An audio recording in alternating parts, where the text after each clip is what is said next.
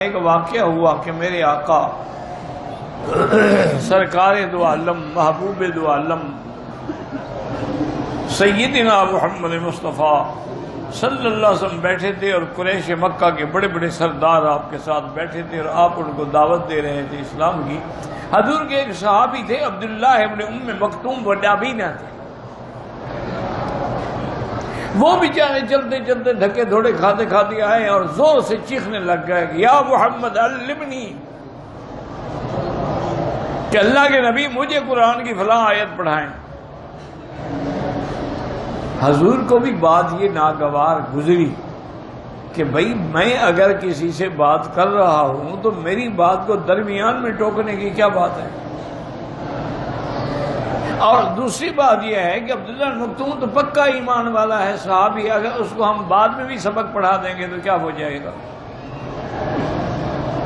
اور یہ جو آئے ہوئے ہیں یہ تو قسمت سے آتے ہیں، روز تو نہیں آتے میرے پاس۔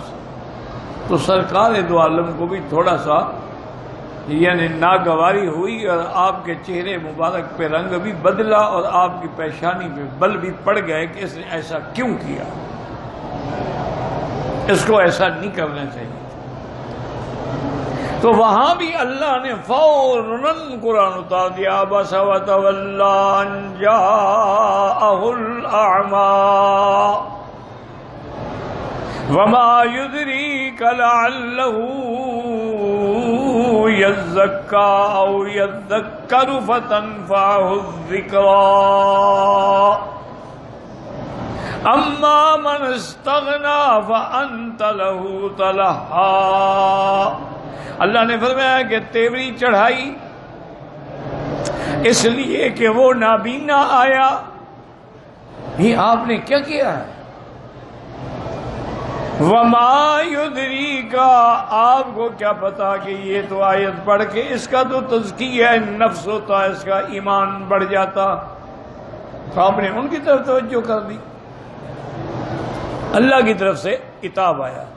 لیکن یاد رکھو، میرے مدنی کی شان کو سمجھو، غور کرو کہ ناراضگی تو ہے اللہ کی، عتاب بھی نازل کیا ہے لیکن ساتھ لطف بھی ہے، یعنی ایسی ناراضگی ہے جیسے محبوب سے ناراضگی ہوتی ہے۔ اللہ نے ورنہ تو یہ کہنا چاہیے تھا کہ بس تھا، آپ نے چہرے پہ بل ڈالے، وتولیتا، آپ نے منہ پھیرا۔ اللہ نے آپ بس کسی نے بل ڈالا، حضور کو براہ راست مخاطب نہیں کیا۔ مراد تو حضور ہیں لیکن اشارہ ہے، براہ راست خطاب نہیں کیا۔ اس نے فرمایا عبس وتولی، کسی شخص نے چہرے پہ بل ڈالا اور اعراض کیا، تو یہ عتاب ہے لیکن ساتھ لطف و کرم بھی ہے۔ تو اللہ نے وہاں بھی حکم دیا کہ آپ ان کے ساتھ رہیں، چھوڑیں ان کافروں کو، اگر ایمان لانا ہے لے آئیں، نہیں لاتے نہ لائیں۔ من شاء منکم فلیؤمن ومن شاء فلیکفر۔ اسی لیے حضور پاک اس آیت کے بعد حضرت عبداللہ ابن ام مکتوم کا ہمیشہ خیال کرتے تھے، اور جب آتے تو فرماتے تھے کہ بھئی یہ وہ بندہ ہے فیما آتبنی فی ربی، جس کی وجہ سے اللہ نے مجھ پہ عتاب بھیجا۔ اور کبھی ایسا بھی ہوا کہ حضور اگر غزوے میں جنگ کے لیے تشریف لے گئے تو اپنے مسلح پہ عبداللہ ابن مکتوم کو امام بنایا، حالانکہ افضل ہوتا ہے کہ آنکھوں والا امام ہو۔ نابینا کی امامت بھی جائز ہے، اگر نابینا آدمی صاف ستھرا رہتا ہے، پاکی پلیتی کا خیال رکھتا ہے تو اس کو امام بنا سکتے ہیں، لیکن افضل تو پھر بھی وہی ہے کہ آنکھوں والا ہو۔ لیکن حضور اس کو امام بناتے تھے، اپنے مسلح پہ کھڑا کرتے تھے تاکہ اس کے دل میں میرے بارے میں کوئی ناراضگی نہ رہے۔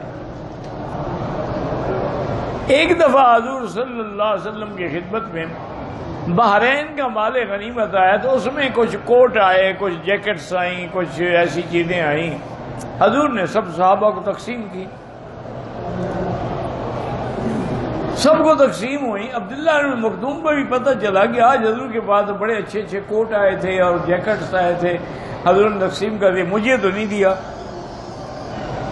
تو عبداللہ ابن مکتوم نے اپنے خادم کو بلایا کہ مجھے لے چلو حضور کے طرف. دوپہر کا وقت تھا, کوئی جرت نہیں کر سکتا, اس وقت حضور کے آرام کا وقت ہے. دروازے پہ آ کے کھڑا ہو گیا اور بلایا کہ حضور باہر تشریف لائیں. حضور نے آواز پہچان لی کہ عبداللہ ابن مکتوم ہے.